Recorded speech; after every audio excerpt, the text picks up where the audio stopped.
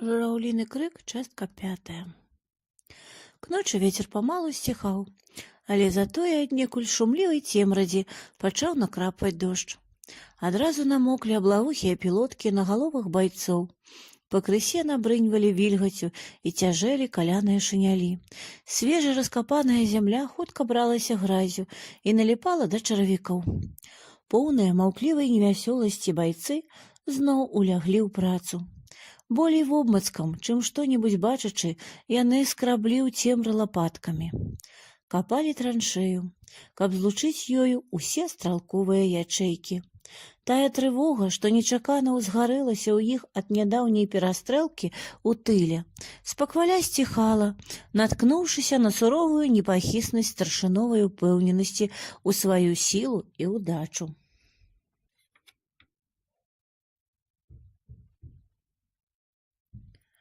Карпенка, здаецца, быў спакойны, ранейшы, хіба толькі меней пакрыкваў на людзей і трохі прымоўк уначы.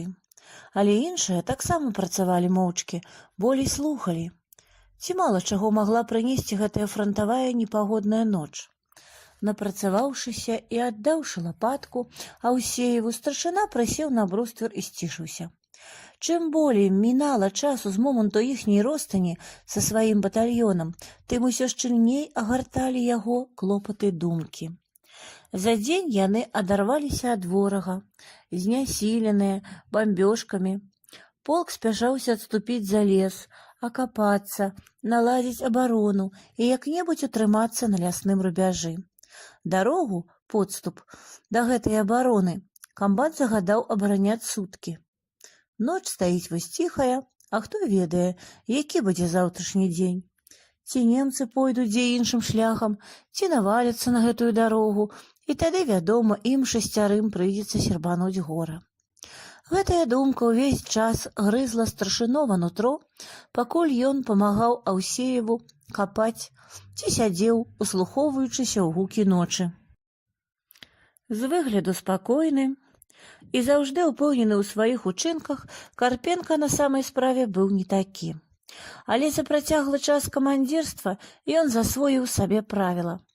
Усё няпэўнае хаваць у сабе, а на паказ выстаўляць толькі скамянелую ўпэўненасць і непахісную цвёрдасць волі. Твая праўда ці не, а сказаў — трымай сваё. Так некалі вучыў яго старшына з выштэрміновай службы бровараў. І Карпенка на ўсё жыццё запомніў мудрыя словы старога служакі.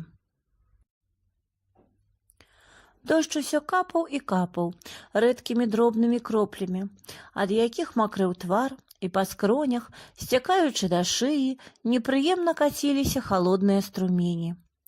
Старшына ўстаў з бруствера і агледзеўся, дбаючы пра асцярогу, забывацца аб якой ім тут не выпадала.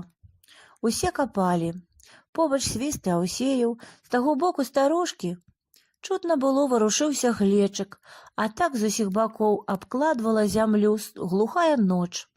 Непахаць, халадэча і цьмяная, як даўні забыты клопат, неўразумелая трывога. Нічога не ўчуўшы, Карпенка ўзяў з бруствера свой мокры ручнік і, каб засцерагчы яго ад дажджу, паставіў пад сцяну старожкі. Пасля ён туды перанёс 2 скрынкі патронаў і спыніўся ля гразкай зямлі над траншэяй, дзе сапучы і пакрэхтваючы варушыўся Аўсеяў. Баец пачуў старшыну і, не разгінаючыся, і ўсё дзеўбучы лапатай паскарбіўся. Сізіфава праца. Дзяўбеш і ніякага следу. Дрэнна дзяўбеш, значыць, думаючы аб іншым, сказаў Карпенка. Аўсеяў кінуў цёмную яму лапатку і выпрастаўся. А наогул, на якога д'ябла ўсё гэта? Полк адышоў, а намі прыкрыўся?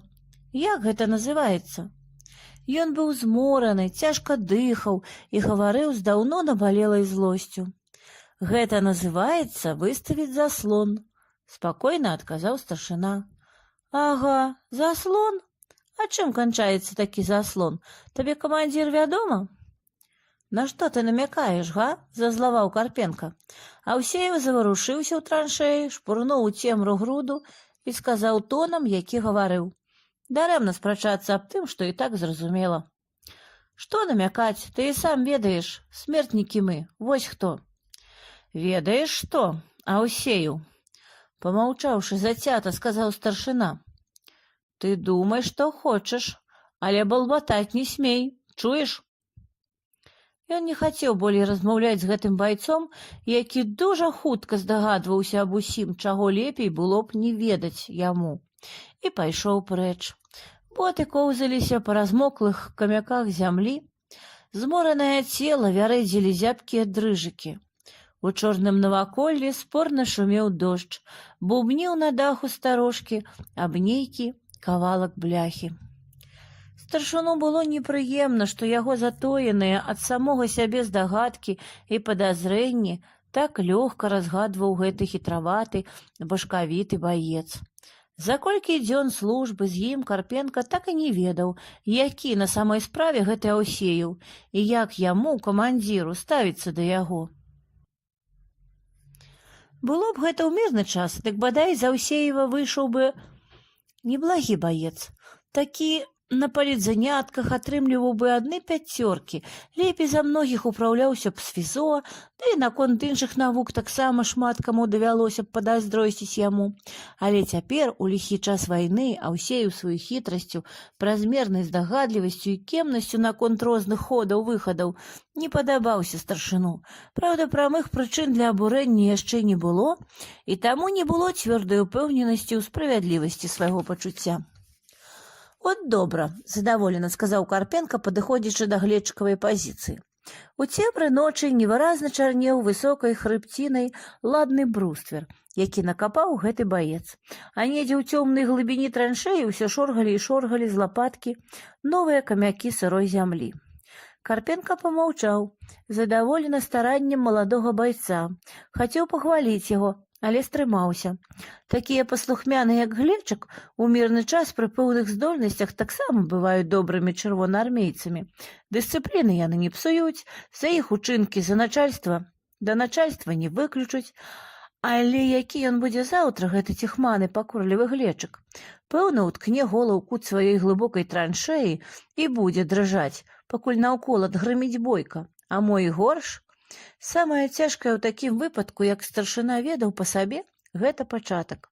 Перажыць яго вам пачне ўжо гартавацца сапраўдны баец. «Ты скуль, Глечык?» — запытаў Карпенка, стоячы над траншэяй. «Я з Беларусі, Бешанковіцкага раёну, калі чулі», — сціпла адказаў баец. «А як жа ты тут апынуўся ў Расіі?» «Уцёк. Быў у Віцебску, у КЗН вучыўся, а як немцы падышлі, уцёк. У Смаленску пайшоў у ваенкамат, прынялі ў армію». «Добраахвотнік, значыць?» — знарок здзівіўся старшына. «Ды не, мой год пачалі ўжо прызываць. Якраз у той дзень у ваенкамат загад прыйшоў браць 23-й год. Ды колькі ж табе?» «Ну, лічыце, з 23-го года ўжо 18 год». «Так, небагата», — задуменна зазначыў Карпенка. «А чаго гэта ты адзін капаеш? Дзе пшанічны?» «Ды ладно, я і адзін спраўлюся», — сціпла адказаў з цемры Глечык. «Пшанічны?» — паклікаў старшына.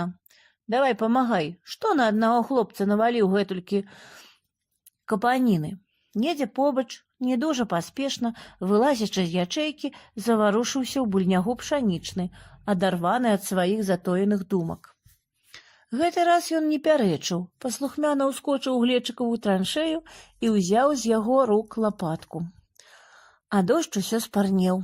Цяжэйшы рабіўся, на плячах шынель, боты чвякалі ў набрынялай вільгаццю доле. Ад чыгункі старшыну клікнуў свіст. Карпенка падышоў да яго. «Прымай работу, ўсё», — абвясціў баец. Старшына ўлез у траншэю, прайшоў крокаў колькі, у адным месцы яна была да пояса, не болей. «Давай глыбей, так не пойдзе». Вецька свіст мудрагеліста вылаяўся, пастаяў, аддыхаўся і, заўзята папляваўшы на далоні, зноў пачаў працу.